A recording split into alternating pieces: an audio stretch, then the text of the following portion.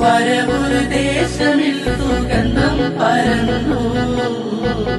വിരഹത്തിൻ വാർത്ത കേട്ട് അന്ന് കരഞ്ഞു.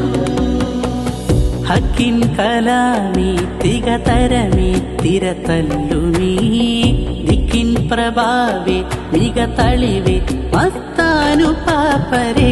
ഹക്കിൻ കലാമേ തികതരമേ തിരതല്ലുമേ ദിക്കിൻ പ്രഭാവേ മിക തളിവേ മസ്താനു പാപ്പരേ.